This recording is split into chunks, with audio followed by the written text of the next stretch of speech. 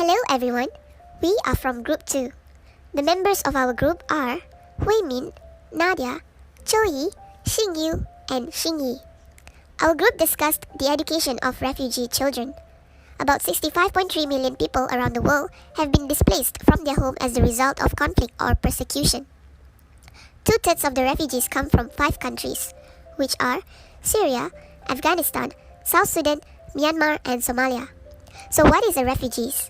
Refugees are people who have left their home country and crossed an international border for unavoidable reasons. According to a Stepping Up Refugee Education Report released by UNHCR in 2019, 3.7 million of the 7.1 million school-aged refugee children, more than half, are not in school. The UN High Commissioner for Refugees, Filippo Grandi, said schools are where refugees get a second chance. We are failing to provide refugees with the opportunity to build the skills and knowledge they need for the future. The report notes that even though refugee teenagers are trying to overcome difficulties, the enrollment rate of refugees in primary school has increased to 63%, and that in secondary school has increased to 24%. However, only 3% of people are lucky to obtain some form of higher education. Why do refugee children receive unequal treatment in education? We can analyze why refugee children encounter educational inequality from several perspectives. Firstly, for family financial reasons, some children have to wait in long lines to receive a small amount of food.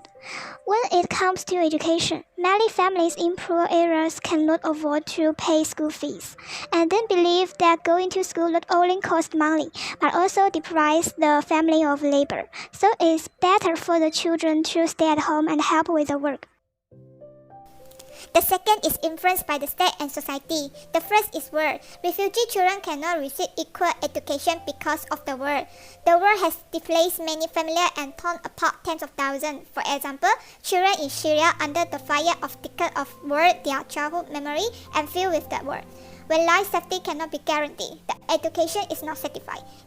At the same time, the state attitude toward refugees has resulted in refugee children not being able to enjoy the right to education or better educational results. For example, Malaysia does not recognize some international refugee conventions and regard asylum seekers as illegal immigrants.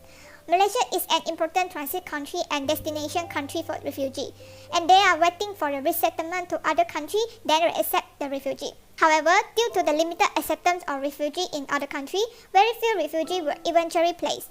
Many of the refugees who remain often do not have identity card or passport, so it's difficult to access the national education system. At the same time, those who have refugee cards still cannot attend school. They can only attend refugee school. However, community and refugee schools are often less specialized than public schools. Everyone has the right to receive education. What can we do to help these kids enjoy the same education that we did? The Refugee Education Strategy 2030 promotes the fair and consistent inclusion of refugees, stateless persons, and internally displaced persons in the national education system and create a safe and supportive learning environment for all refugee students.